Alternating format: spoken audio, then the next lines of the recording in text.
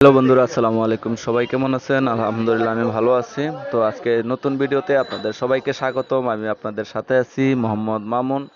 তো আমরা আজকে চলে আসলাম বন্ধুরা সাভার হেমায়েতপুরে। খুবই অসাধারণ একটি জায়গা। তো এখানে আসলে এসে কথা না বললেই পারলাম না। এখানের কৃষি জমি অনেক সুন্দর এবং এখানের কৃষকরা খুবই সুন্দর এবং যত্নবান, এবং তারা ফসল ফলায়। তাদের জমিতে অনেকক্ষণ ঘোরাঘুরি করলাম। এখানে আসা হলো উদ্দেশ্য, আসা এখানে আমার এক বড় ভাই জমি কিনবে, সেই উদ্দেশ্যে জমি দেখতে আসা।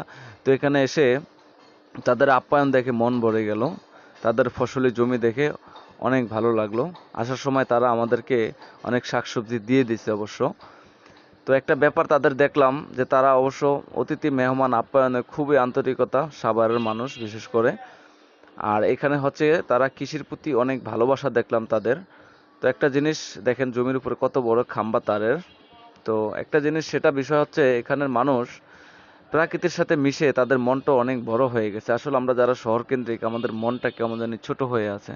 তো আমরা যারা গ্রামকে ভালোবাসি, প্রাকৃতিককে ভালোবাসি, সেই ভালোবাসা বুঝতে হলে আমাদের ছুটে যেতে হবে একেবারে প্রাকৃতির কাছে, যেখানে গেলে মন ভরে আপনি হচ্ছে খোলামেলা নিঃশ্বাস নিতে পারবেন, ভালোবাসা পাবেন সেই প্রকৃতির।